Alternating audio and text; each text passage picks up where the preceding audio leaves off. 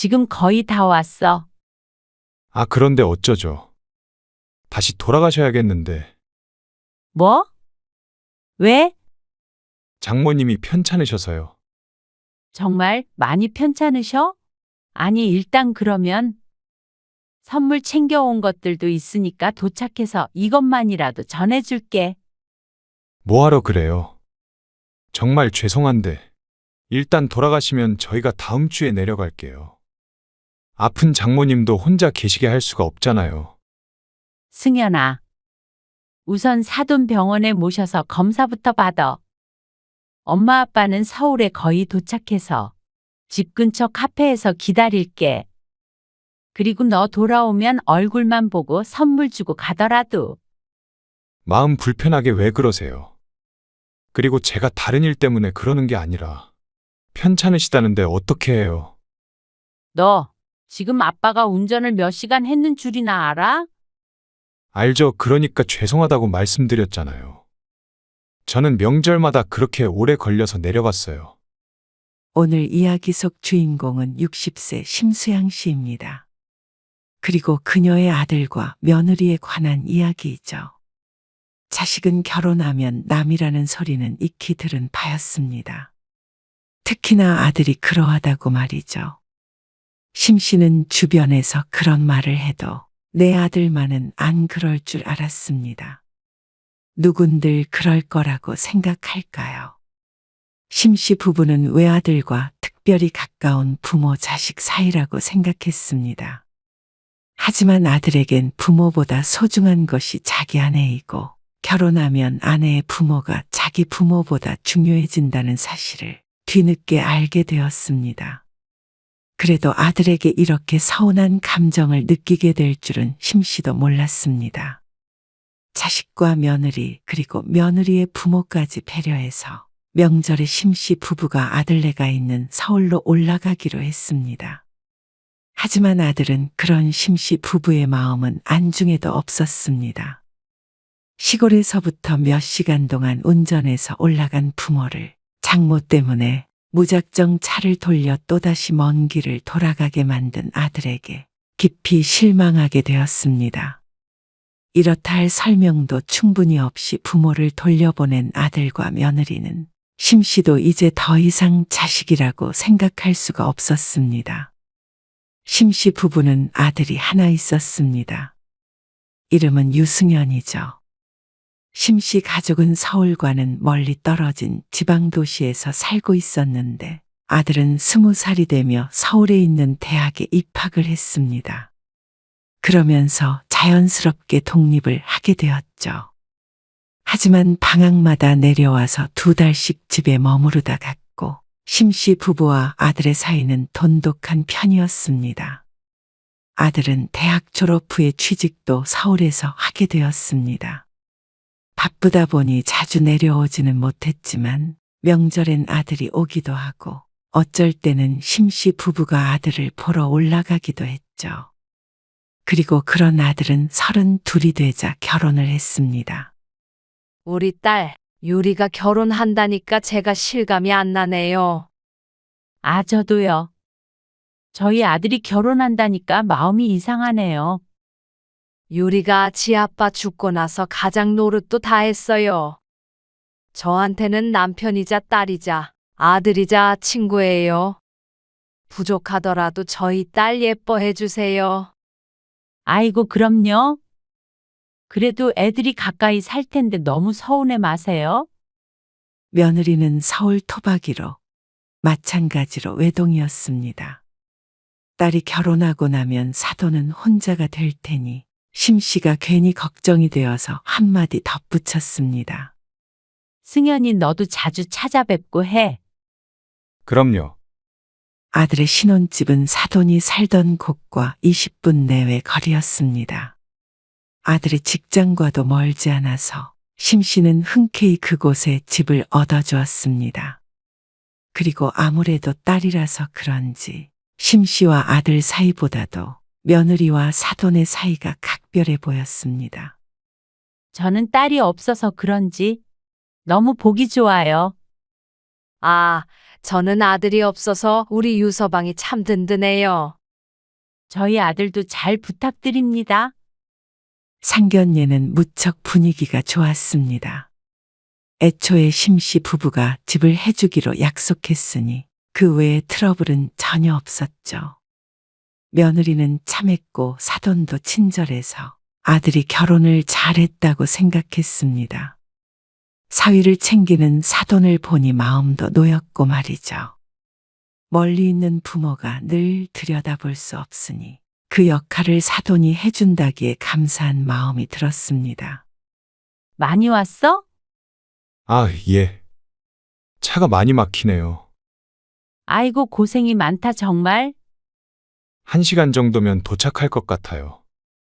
그래. 운전 조심해서 내려와. 아들이 결혼하고 첫 명절이었습니다. 아들이 결혼하기 전에도 명절에는 먼 길을 내려왔지만 이번엔 며느리가 동승에 있으니 신경이 쓰였습니다. 아들과 전화를 끊고 심씨는 마저 음식 준비를 했습니다. 다 왔대지? 지금 국도 데워놔야 하는 거 아니야? 국은 도착하면 불 켜면 되지.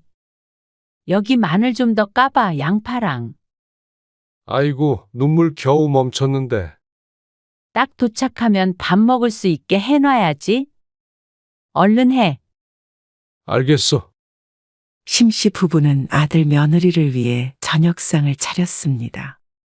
일찍 출발했다고는 하지만 내려오는 길이 워낙 막혀서 조금 이른 저녁을 먹어야 할 듯 했습니다. 그리고 아들과 며느리가 도착했을 때 심씨 부부가 버선발로 마중을 나갔습니다.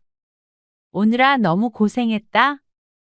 다음부턴 차라리 릭스 같은 거 타고 오는 게 낫겠어? 아들 내외는 무척 지쳐 보였습니다. 얼른 손 씻고 와서 밥 먹어. 그리고 식사를 마친 아들 며느리는 먼 길 오느라 피곤하다며 초저녁에 잠이 들었습니다. 내일이면 다시 올라가야 할 텐데 아들 며느리와 술도 한 잔 기울이고 싶었던 남편이 굉장히 섭섭해했죠. 운전하는 게 쉬운 일인가? 애들도 피곤하겠지? 차라리 다음부터는 우리가 올라가는 게 낫겠어. 남편의 말도 썩 괜찮은 생각이었습니다. 차례도 지내지 않으니 꼭 아들이 내려올 필요가 없었습니다. 아들이 결혼하기 전에도 종종 여행 삼아 심씨 부부가 올라가기도 했으니 말이죠. 그 김에 아들 내서 하룻밤 자고 오고 그러면 좋지. 근데 그러면 애들이 음식 준비하고 그러는 거 부담이 되지 않을까? 그런가? 아들 며느리가 잠든 사이에 심씨가 남편과 두런두런 이야기를 나눴습니다. 그리고 다음 날 아침엔 심씨가 새벽 일찍 일어나서 뚝딱뚝딱 밥을 차렸죠. 아침밥을 벌써 먹어? 천천히 차리지. 잠이나 좀 더 자라고. 얼른 먹여야 애들도 차 막히기 전에 올라가지. 아이고, 그렇구나. 내가 아들만 생각했네. 처갓집도 가야 되지. 참. 그래서 심씨 부부는 8시가 안 돼서 아침밥을 먹이고는 며느리에게 말했습니다. 이제 슬슬 출발해야지. 어머니 기다리시겠다. 아, 벌써요? 같이 밥 2끼 먹었으니까. 어머니도 딸이랑 사위가 보고 싶으실 거 아니야. 물론 평소에도 볼 수 있다지만 명절에 보는 건 또 다른 문제일 듯 했습니다. 이거는 그러면 며느리가 밥상을 가리키며 말했습니다. 이건 우리가 치울 테니까. 네. 그러면 저희는 이만 일어나 볼게요. 심씨 부부는 서둘러 아들을 보냈습니다. 그리고 천천히 밥상을 치웠죠. 지난 아쉬움이 마음에 여운을 남겼습니다. 하나밖에 없는 아들, 1년에 몇 번 못 보는 아들을 이렇게 보내니 애틋하기도 했습니다. 전날 오후 늦게 도착해서 다음날 아침 일찍 가니 24시간도 함께 있지 못했습니다. 밥 먹을 때를 제외하고는 제대로 된 대화도 나눠보지 못한 것 같았습니다. 서운하긴 하네. 어쩌겠어. 이제 우리 아들이기도 하지만 처가 사위이기도 하잖아. 승현이도 고생스럽게 내려와서 바로 또 올라가려면 힘들겠네. 그래서 심씨 부부는 이러면 어떨까 했습니다. 요즘엔 그렇게들 많이 한다던데. 추석엔 남자 쪽, 설엔 여자 쪽. 이런 식으로 말이야. 그래? 그러면 너무 얼마 못 보는 거 아니야? 대신에 연휴 동안 오래 같이 있을 수 있잖아. 운전하고 나서도 좀 쉬다 갈 수도 있고. 그런가? 그래서 연휴가 끝난 뒤 아들에게 물어보았습니다. 아들은 긍정적인 반응을 보였습니다. 그래서 다음 명절 때부터는 그렇게 하기로 했죠. 승현아, 이번 휴가 땐 어디 가기로 했어? 심씨는 은근히 기대를 하며 아들에게 물었습니다. 혹시나 하는 마음이 있었죠. 아, 장모님 모시고 제주도 가기로 했어요. 아, 그래? 재밌겠네. 제주도를 10년 전에 가보고 안 가보셨다고 그러시네요. 그래, 잘 다녀와. 장모님 맛있는 거 많이 사드리고. 심씨는 내심 가까이 사는 사돈이 부러웠습니다. 이번 휴가뿐만이 아니라 아들과 가끔 통화해보면 일주일에 하루 이틀은 꼭 만나는 것 같아서 말이죠.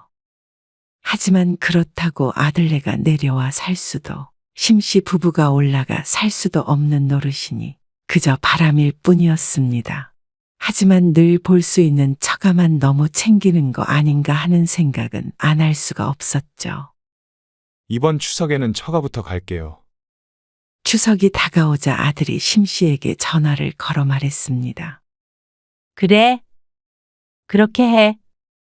번갈아 가면서 방문하기로 했는데 처음엔 처가부터 가겠다는 아들에게 고개를 끄덕였습니다.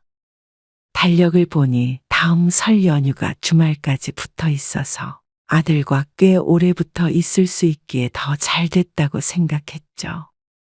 그리고 추석이 끝나고 심씨와 남편이 서울에 한번 올라갈 계획을 잡았습니다. 아들을 보러 가는 건 아니었고 남편이 일 때문에 주말에 서울에 올라갈 일이 있었는데 겸사겸사 오랜만에 아들 며느리도 볼 겸 심씨도 따라가려고 했습니다. 그런데 아들에게 말하자 아들이 대번 거절했습니다. 이번에는 안 될 것 같아요. 왜? 일이 바빠? 주말인데? 바쁜 건 아니고요. 그 말에 잠시 실망했던 심씨는 이어지는 아들의 말에 눈이 번쩍 뜨였습니다. 사실 유리가 임신을 했어요. 뭐? 정말이야? 생각보다 일찍 찾아온 손주였습니다. 3, 4년 뒤에 계획하고 있다더니 경사스런 소식이었습니다. 그럼 더더욱 들려서 같이 축하해줘야 하는 거 아니야? 아니요. 지금 7주 됐는데 병원에서 조심하라고 그러더라고요. 임신 초기니까 다들 몸 조심하는 건 당연했습니다. 하지만 며느리가 내려오는 것도 아니고 심씨가 올라가는 것도 안 되나 싶었습니다. 왜? 어디가 안 좋대? 그건 아니고요. 마음의 안정도 좀 취해야 하고. 아무튼 저희는 명절에 또 만나잖아요. 그때까지는 집에서 좀 쉬게 하려고요. 아들이 그렇다는데 굳이 축하해주겠다고 찾아갈 이유는 없었습니다. 그래. 그러면 명절 때 보자. 그러고 전화를 끊고는 기쁜 소식을 남편에게 전했습니다. 정말이야. 근데 어디가 몸이 안 좋대? 아, 그건 아니고 그냥 쉬어야 되니까 다음에 보자네. 그래? 애기 때문에 조심해야 하나 보지. 그러면 당신이 몸에 좋은 것 좀 챙겨서 택배로라도 보내줘. 그래서 결국 심씨의 남편만 서울에 잠시 올라갔다가 아들 얼굴도 못 보고 다시 내려왔죠. 심씨 부부는 멀리 있지만 며느리를 살뜰하게 챙겼습니다. 몸에 좋다는 건 택배로 꼭 보냈고 임신 축하 선물로 백화점 상품권도 보냈습니다. 택배 받았어? 네, 받았어요. 감사해요. 잘 쓸게요. 그래, 좋은 거 사 입고, 맛있는 것도 사 먹고, 알겠지? 네, 유리야, 이것 좀 잡아봐. 그럼 이만 끊을게요. 전화 너머에서 사돈의 목소리가 들렸습니다. 그리고 전화는 끊어졌죠. 조금 심란한 기분이 들긴 했습니다. 촉이라서 조심해야 한다며 들려서 축하해 주는 것도 원치 않다고 했는데 사돈은 주말에 함께 있는 것 같으니 말이죠. 그러다가 심씨는 고개를 저었습니다.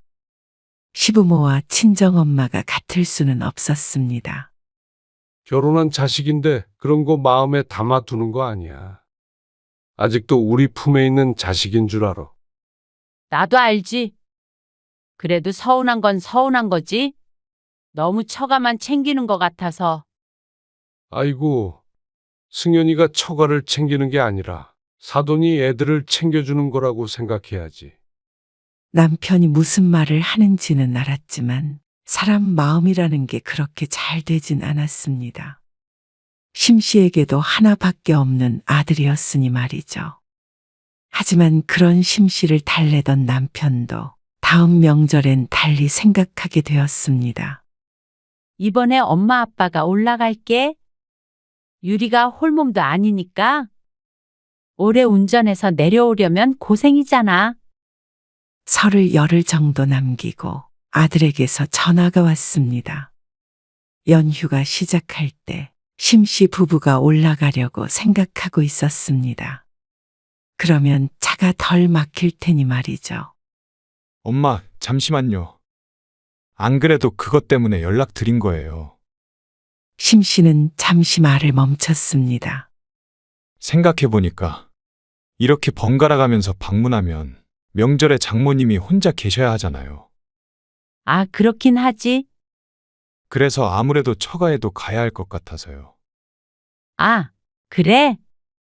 이번엔 2, 3일 같이 있을 줄 알았던 심씨는 조금 실망했습니다. 하지만 아들의 말도 틀린 건 아니었습니다. 물론 추석 때도 그렇게 했으면 더 좋았을 텐데 말이죠. 그래? 그럼 어쩔 수 없지, 뭐. 그럼 언제 올라가면 돼? 장모님이랑 설 당일 아침까지 같이 있고요. 엄마 아빠가 그날 올라오시면 되겠네요.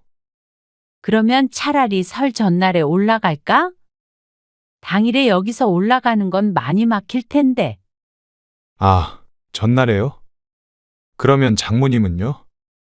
아니, 먼저 올라가서 네 아빠랑 호텔에서 자든가 하려는데 차 안에서 시간 버리는 것보단 나을 것 같아서. 뭐하러 그러세요? 그러면 저도 마음이 불편하죠. 장모님도 괜히 그러실 거고. 그런가? 네. 그냥 당일에 일찍 출발하세요. 알았어. 그리고 연휴 하루 전날 사돈이 아들네 집에 와 있다는 이야기를 전해 들었습니다. 이틀 동안 묵은 뒤에 설 당일에 돌아간다고 했죠. 그리고 설 당일이 되었을 때 아침 일찍 심씨 부부가 채비를 했습니다. 9시가 넘어가면 아무래도 일찍 올라가는 사람들 때문에 차가 막힐 것 같았습니다. 그렇다고 밥도 안 먹고 가? 어느 정도 올라가서 휴게소 들리면 되지? 심씨는 들뜬 마음으로 짐을 챙겼습니다. 아들이 결혼한 지 꽤 됐는데 그동안 한 번도 신혼집에 못 가봤습니다. 승연이한테 전화 한번 해봐. 이제 출발한다고. 그래서 심씨가 아들에게 전화를 했는데 아들이 아직 출발하지 말라고 했습니다. 장모님이 점심 드시고 가신다고 하니까 좀 천천히 오시겠어요? 지금 출발해서 너무 일찍 도착하면 좀 그래서요. 지금 출발한다고 하더라도 점심시간은 넘길 것 같았지만 혹시나 하는 마음에 심씨는 1시간쯤 있다가 출발했습니다. 처음에는 도로에 차가 많지 않았는데 고속도로에 진입하고 30분쯤 흐르자 차가 많아지기 시작했습니다. 요즘은 명절에 다 여행 간다고 그러지 않았나? 여행을 다 이쪽으로 오나 보지. 더 막히기 전에 빨리 가야겠네. 하지만 그것도 힘든 게 도로가 얼어서 쌩쌩 달릴 수도 없었습니다. 천천히 올라가자 시간이 지날수록 차는 더욱 막히기 시작했습니다. 이러다가 점심이 아니라 저녁 때 도착하겠네. 배 안 고파? 고프지? 근데 휴게소까지 들리면 너무 늦겠는데. 그러면 휴게소는 지나쳐서 갈게. 조금 덜 막힐 때 먹자. 그러자. 허리는 안 아파? 아파도 어떡해? 여기서 바꿀 수도 없는데. 그렇게 운전한 지 3시간쯤 되었을 때 아들에게서 전화가 왔습니다. 출발하셨어요? 진작 했지? 1시간 있다가 출발하라며? 네. 언제쯤 도착하시는데요? 내비게이션 보니까 앞으로 3시간은 더 가야 될 것 같아. 더 늘어나지만 않으면 알았어요. 심 씨가 전화를 끊자 남편이 물었습니다. 사도는 가셨대? 글쎄. 우리가 도착하기 전엔 가시겠지 당연히. 이미 아침 시간을 넘어서 점심 시간이 지나 있었습니다. 우리도 그냥 도착해서 밥 먹자. 애들이랑. 그런데 그렇게 약 1시간 반쯤을 더 갔을 때였습니다. 장시간 앉아 있으려니 허리가 무너지는 듯해서 이리저리 스트레칭을 하자 남편이 말했습니다. 조금만 참어. 앞으로 1시간 반 정도만 가면 되겠다. 그런데 그때 아들에게서 다시 전화가 왔습니다. 어디쯤이세요? 지금? 많이 왔지? 1시간 반에서 2시간 정도 걸릴 것 같아? 어쩌죠? 갑자기 심각해지는 아들의 목소리에 심 씨가 놀라서 물었습니다. 왜 그래? 무슨 일 있어? 장모님이 몸이 좀 안 좋으신가 봐요. 어머, 어디가? 병원에 가보셔야 하는 거 아니야? 안 그래도 그러려고 하는데. 엄마 아빠 많이 안 오셨으면 다음에 저희가 내려갈게요. 순간 심 씨는 아들이 무슨 말을 하고 있는지 이해가 가지 않았습니다. 분명히 1시간 반 뒤면 도착한다고 했는데 설마 지금 돌아가라는 말인가 싶었습니다. 그럼, 차를 돌려서 집에 가라고? 심 씨의 괜한 생각이 아니었습니다. 아들은 심 씨 부부에게 다시 돌아가라며 죄송하다고 했습니다. 심 씨가 어안이 벙벙해져 있는데 남편이 자꾸 심 씨를 쳐다보았습니다. 아들의 목소리는 잘 안 들려도 심 씨의 말을 듣고 심각한 문제가 생겼나 걱정하는 눈치였습니다. 근데 지금 거의 다 왔어. 그런데 이번엔 좀 안 될 것 같은데요. 아니, 얼마나 심각하게 아프신데 그래? 아까 출발할 때는 그런 말 없었잖아. 갑자기 배가 아프시다고 하시네요. 참. 아프다는 사도는 안타깝지만 아들의 말에 곧장 알았다고 할 수 있는 상황도 아니었습니다. 고속도로라서 유턴을 할 수도 없었고 할 수 있다고 한들 이렇게 돌아가는 게 맞나 싶었습니다. 운전을 하고 있는 남편에게도 간단하게 상황을 설명하니 남편의 표정이 대번 굳어졌습니다. 배가 아프다는 걸 보니 심각한 게 아니라면 체를 한 것이 아닌가 싶었는데 아들은 미안해 하면서도 굳이 심씨 부부에게 다시 돌아가라고 말했습니다. 어차피 오셔도 저희가 없으니까. 병원 가야 해서? 상식적으로 이게 맞나 싶었습니다. 병원에 가든 어떻게 하든 거의 다 왔다는 부모는 일단 오라고 한 뒤에 뒤처리를 해야 하는 거 아닌가 싶었습니다.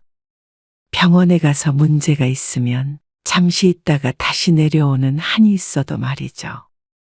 올라가던 중에 이렇게 막무가내로 돌아가라고 하는 경우가 어디 있나 싶었죠.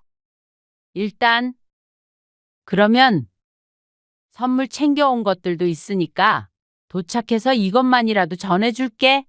얼마 안 남았어. 심 씨가 뒷자리를 쳐다보며 말했습니다. 뒷좌석에는 어제 저녁부터 챙긴 선물이 한가득이었습니다. 임신한 며느리에게 좋다는 과일들과 사돈에게 전할 선물 세트도 있었고, 곧 태어날 아이를 위한 선물도 있었습니다. 뭐하러 그래요? 정말 죄송한데 일단 돌아가시면 저희가 다음 주에 내려갈게요. 임신한 며느리 힘들까봐 심씨 부부가 올라간다고 했던 것인데 다음 주에 자기들이 내려온다는 말이 기가 찼습니다. 아니, 승연아. 지금 이게 맞니? 죄송해요. 죄송하다는 말이 듣고 싶은 게 아니었습니다. 선물만 주고 가겠다는데도 돌아가라는 아들의 말을 들으니 과연 사돈이 정말로 아픈 게 맞나 하는 의심마저 들었습니다. 병원도 다녀와야 해서 정신도 없고요. 그리고 아픈 장모님도 혼자 계시게 할 수가 없잖아요. 기가 막혀서 말이 나오지 않았습니다. 이대로 다시 돌아가려면 또 한참을 운전해야 했습니다. 그러면 오늘 남편이 운전해야 하는 시간은 8시간이 넘을 것 같았죠. 일단 사돈 병원에 모셔서 검사부터 받아. 엄마 아빠는 거의 다 와서 서울에 도착해서 집 근처 카페에서 기다릴게. 그리고 너 돌아오면 얼굴 보고 선물 주고 가더라도. 그러자 이제는 아들이 조금씩 짜증을 내기 시작했습니다. 마음 불편하게 왜 그러세요? 그리고 제가 다른 일 때문에 그러는 게 아니라 편찮으시다는데 어떻게 해요? 화를 내고 싶은 사람은 심씨였습니다. 너 지금 아빠가 운전을 몇 시간 했는 줄이나 알아? 알죠? 그러니까 죄송하다고 말씀드렸잖아요. 그리고 저는 명절마다 그렇게 오래 걸려서 내려갔어요. 그러니 심씨도 억울하게 생각하지 말라는 말인지 뭔지. 참, 무슨 일인지 모르겠다. 너무 그렇게 야박하게 그러지 마세요. 아프시다는데, 유리도 죄송스럽게 생각하는데, 엄마가 그러면 임신한 사람이 눈치 볼 거 아니에요. 그러자 남편이 심씨의 전화를 가져갔습니다. 사돈 몸이 안 좋은 걸로 뭐라고 하냐 지금? 몇 시간 동안 밥도 못 먹고 올라가고 있는 부모를 얼굴 한번 안 비추고 돌아가라고 그러는 게 지금 정신 똑바로 박힌 놈이 할 짓이야? 병원에 가지 말라고 한 것도 아니고 돌아가더라도 도착해서 이것 좀 전해주고 간다잖아. 이거 싸느라고 네 엄마가 얼마나 고생한 줄 알아? 아무리 네 처가가 중요해도 부모 입장을 한 번이라도 생각했으면 이렇게 돌아가란 소리는 못하지. 아니, 식사하고 나오셨어야죠. 그리고 휴게소도 많은데 왜 안 드셔서 그러세요? 그리고 선물은 택배로 우선 보내주세요. 아니면 저희가 다음 주에 가서 가지고 온다니까요. 참, 됐다. 여기서 차 돌려서 가마. 선물은 신경 쓰지 말아라. 안 가져가도 돼. 아니, 다음 주에도 내려오지 마. 아, 정말 왜 그러세요? 제 입장도 좀 이해를 해주셔야죠. 그래. 네 입장 충분히 알았어. 그러니까 너는 네 처갓집이 세상에서 제일 중요해서 부모는 안중에도 안 보이니까 앞으로도 그냥 보지 말자 이 소리야. 아, 아빠. 전화 끊으마. 그리고 차 안엔 정적이 흘렀습니다. 심씨는 먹은 것도 없는데 꼭채라도 한 것처럼 명치께가 답답했습니다. 그때 띠링하고 심씨의 휴대폰이 울렸습니다. 승연이가 카톡했네. 미안하다고. 장문에 메시지가 와 있었습니다. 심씨는 앞부분만 대충 읽어보고선 휴대폰 화면을 꺼버렸습니다. 남편은 잠시 뒤에 고속도로를 빠져나갔습니다. 근처에서 밥이나 먹고 돌아가자. 두 끼나 건너 뛰었기 때문에 배가 고파야 했지만 가슴이 울렁거려서 배가 고픈 줄도 몰랐습니다. 착잡한 심정이었습니다. 심씨가 메시지에 답을 하지 않자 아들은 더는 연락을 하지 않았습니다. 밥을 먹고 다시 한참을 운전해서 집으로 돌아오는 내내 차 안은 침울했습니다. 결국 해가 지고 난 뒤에 집에 도착한 심씨 부부는 서로 다짐했습니다. 이제 우리 아들 아니고 사돈네 자식이 된 것 같으니까 우리도 자식 하나 입양 보냈다고 생각하고 살자고. 그래. 다시는 간다고도 하지 말고. 그놈 와도 보고 싶지도 않아. 분노와 슬픔이 오랫동안 지속되었습니다. 설이 끝나고 돌아온 주말에 초인종을 누르는 아들을 보고도 전혀 반갑지가 않았죠. 엄마, 저예요. 문 좀 열어주세요. 인터폰을 통해서 아들의 얼굴이 보였습니다. 혼자 내려왔는지 며느리는 보이지 않았습니다. 아무래도 임신을 해서 두고 온 모양이었죠. 돌아가. 안 보고 살자고 했잖아. 사정이 있었잖아요. 그리고 이렇게 찾아왔는데 문도 안 열어주세요. 그래서 네 장모는 얼마나 큰 병에 걸리셨대? 그러자 아들이 잠시 말이 없었죠. 일단 문 좀 열어주세요. 됐어. 돌아가. 그러자 아들이 한숨을 쉬더니 비밀번호를 치는지 현관에서 삐삐삐 하는 소리가 들렸습니다. 그리고 이내 비밀번호가 틀리다는 경고음이 들렸죠. 비밀번호 바꿨다. 이만 돌아가라고 했다. 저 힘들게 왔거든요. 근데 진짜로 이렇게 돌아가라고요. 못할 거 뭐 있냐? 그날 엄마 아빠가 집에 어떻게 도착했는지도 모르지? 아, 진짜 죄송해요. 죄송할 것도 없어. 엄마 아빠는 이제 너는 없는 셈 치고 살 테니까 네 처가 식구 잘 챙겨라. 유리도 몸조리 잘 하라고 그러고. 그러고 나서는 아들이 아무리 초인종을 울려대고 전화를 걸어도 무시해버렸습니다. 그렇게 20분쯤 문 밖을 서성거리던 아들은 이내 돌아갔는지 잠잠해졌죠. 심씨와 남편은 말없이 앉아있다가 일어났습니다. 밥이나 먹자. 출출한데. 오랜만에 우리끼리 외식이나 할까? 그래. 재산 물려줄 아들놈 없어졌으니까 외식도 하고 우리끼리 여행이나 다니면서 살자.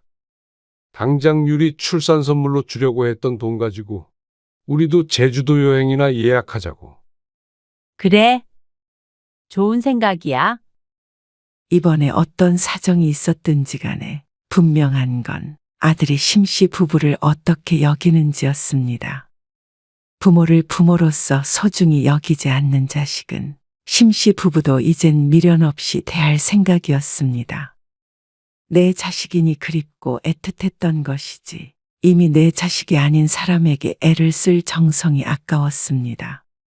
심씨는 또다시 심란해진 마음을 가다듬었습니다.